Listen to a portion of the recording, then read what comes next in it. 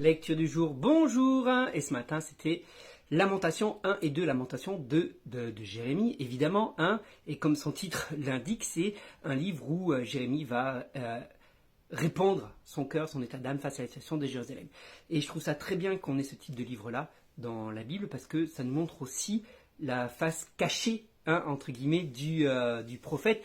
En tout cas, le côté difficile. Et on voit que Jérémie, même s'il est pleinement envoyé de Dieu, même si tout ce qu'il porte comme parole est bien de l'Éternel, on voit que ça l'affecte personnellement de voir la ville être détruite, parce qu'il va assister, il est au premier plan, et lui-même va être à un moment donné déporté de force en Égypte, il va voir le temple être détruit, démantelé, il va voir les murailles de Jérusalem être détruites, donc il va voir son peuple mourir de faim dans Jérusalem, il va voir même des gens manger leurs enfants, il le dit dans les Lamentations. Donc il va vivre une situation très difficile, bien qu'il soit un prophète de l'Éternel, qui reçoit vraiment les paroles de l'Éternel, qui entend vraiment l'Éternel, à qui l'Éternel parle vraiment. C'est pas pour autant qu'il vit ça de manière froide et sans émotion. Ce qu'il annonce, c'est difficile et il est affecté. Et à un moment donné, il craque, entre guillemets. Il faut qu'il écrive ce qu'il ressent. Et je trouve ça une bonne chose de se dire, mais oui, tu as le droit de ressentir des choses, même quand ça vient de l'Éternel, ça peut être difficile à vivre, même quand c'est la volonté de Dieu, parce qu'on voit clairement que là, ça fait partie du plan de Dieu, c'est Dieu qui parle, ça peut être quand même difficile à vivre, et c'est normal, parce qu'on est des êtres humains, et qu'on a des émotions, et qu'on a des sentiments, et quand ta ville dans laquelle tu as grandi, la ville, plus que tu as grandi, la ville de ton pays, la ville qui représente tellement de choses, Jérusalem est un symbole pour le peuple d'Israël, avec le temple, qui est là, comme il dit, le lieu où tu venais nous rencontrer, il le dit bien.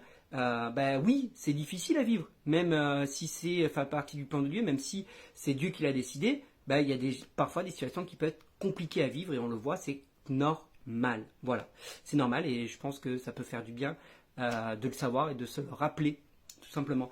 Alors, la vision qu'a Jérémie un peu me fait penser parfois à certains arguments comme ça, ou en tout cas certaines phrases qu'on peut me sortir, surtout chez des non-croyants qui me disent « Ouais, mais regarde, ton Dieu, Dieu d'amour, il a massacré des peuples, etc. » Et Jérémie va prendre un peu cette tendance-là au début, il dit « Ah oui, mais tu es un Dieu sans pitié », il va le dire, tu as été sans pitié envers Jérusalem, tu as été sans pitié envers ses habitants, tu as déversé ta colère, même si à un moment donné il comprend malgré tout. Il dit « Oui, mais tu as eu raison de le faire », tu as raison de le faire parce que, alors il fait parler Jérusalem parce que je t'ai désobéi, parce que je me suis détourné de toi, etc. etc.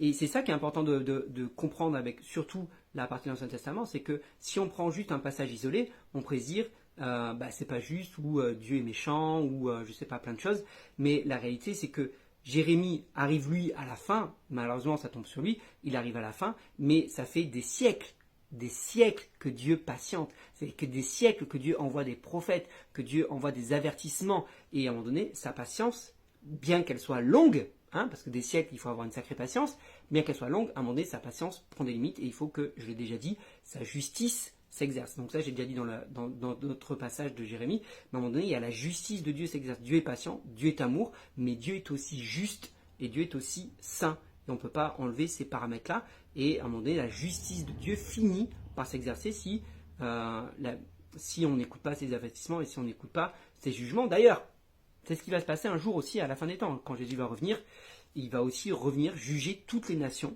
un jour ou l'autre. Et là, Dieu fait grâce. On est dans une période de grâce, mais un jour, la grâce va prendre fin. La grâce n'est pas éternelle, entre guillemets, parce que Dieu est aussi juste. Dieu fait grâce, mais Dieu aussi est justice. Dieu est amour, mais Dieu est aussi ce juste juge qui va tous juger, qui va tout juger. Donc, à un moment donné, il y a le couperet qui tombe. Et c'est comme ça. Et malheureusement, ça arrive à la période de Jérémie. Il a mal vécu. Là, ça a été compliqué. Il a mal vécu. En tout cas, ça a été difficile, parce qu'il peut se comprendre.